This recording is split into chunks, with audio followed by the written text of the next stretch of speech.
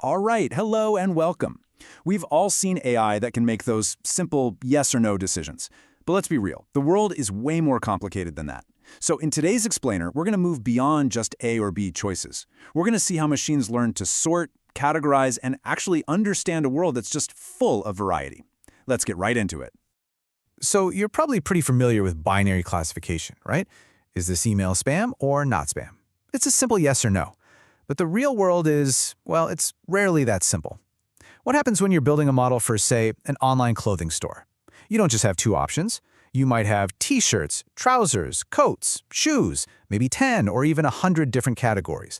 So how in the world do we build a network that can actually handle all of that complexity? And that question right there brings us to the very heart of our topic, moving beyond those simple binary choices.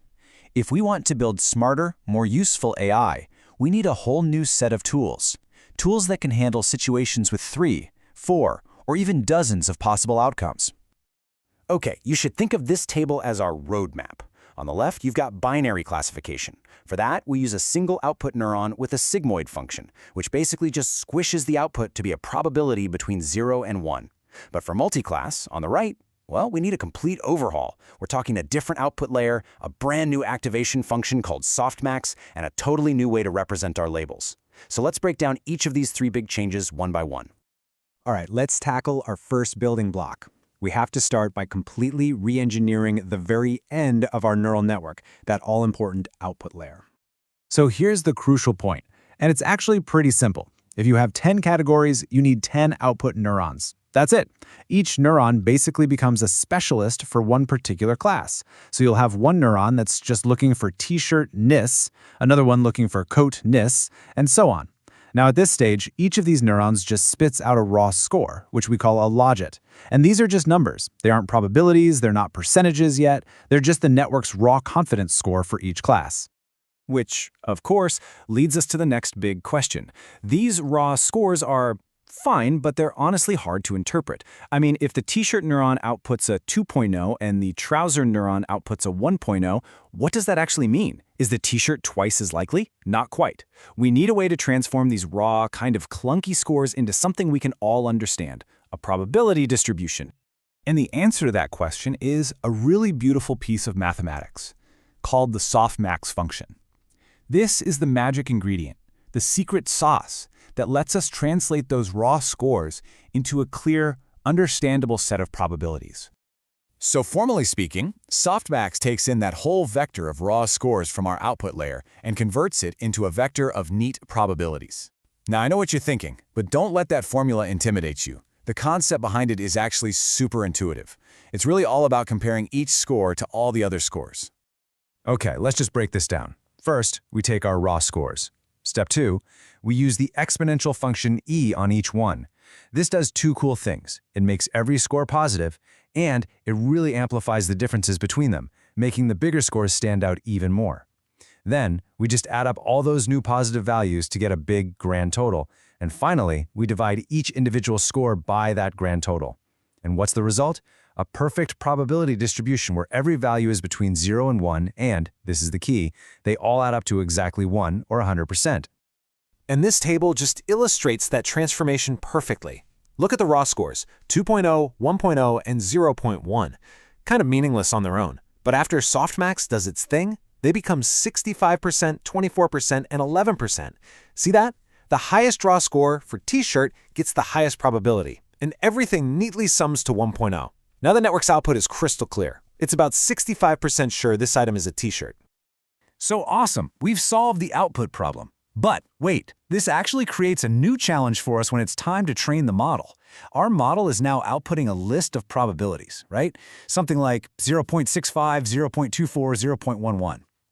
But our data labels, the ground truth, are usually just simple numbers, like 0 for t-shirt or 1 for trouser. How can the model possibly learn if it's trying to compare a list of numbers to a single number?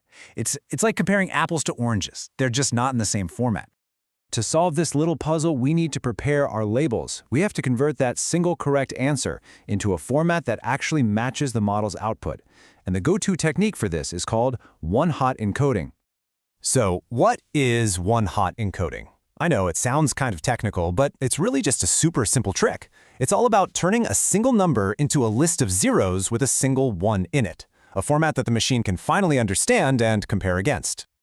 Let's just walk through a quick example. Let's say we have 10 clothing classes, and the correct label for an image we're looking at is 2, which stands for pullover. First, we create a vector of 10 zeros. Then, since our label is 2, we go to index 2 of that vector. That's the third spot, remember, we count from 0, and we just change that 0 to a 1. And that's it. The label 2 is now represented by this new vector. Simple as that. So why do we bother doing this? Well, because this one-hot vector is essentially a perfect target. It's a target probability distribution. It tells the model what the ideal output should have looked like. 100% probability for the correct class, that's R1, and 0% for all the others. Now, the model can directly compare its predicted probabilities to this perfect target and see exactly how wrong it was. Okay, we've assembled all the pieces of our puzzle. So now let's put it all together and walk through the complete flow for a multi-class classification problem, from the very beginning to the very end. Okay, so let's trace the entire journey. First, an input, like an image of some clothing, gets fed into the network. It then travels through all the hidden layers, where the network is busy hunting for patterns and important features, until it finally hits our custom-built output layer, which, as we know, generates a raw score for every single possible class. Then our hero, the Softmax function, steps in and transforms that messy list of raw scores into a clean, beautiful probability distribution. And now, because we did our prep work, this prediction is in the perfect format to be compared directly against the ground truth, our one-hot encoded label.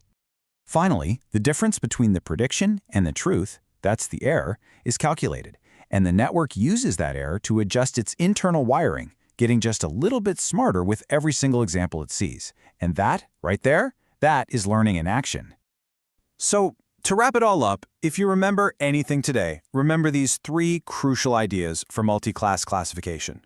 1, you need a dedicated output neuron for each class. 2, you use the Softmax function to get clean probabilities. And 3, you use one-hot encoding to get your labels ready for training. If you can master these 3 concepts, you've unlocked a really powerful new way for machines to see and understand the world. This technology is honestly incredibly powerful. It moves us from simple yes or no questions to understanding all sorts of nuanced categories. It really makes you think, right? Now that a machine can sort not just 2 but dozens of things at once, what complex classification problem in your daily life or your job could be tackled next? Something to think about. Hey, if you found this explainer helpful, please hit that like button, share it with a friend, and definitely subscribe for more deep dives. Thanks for watching.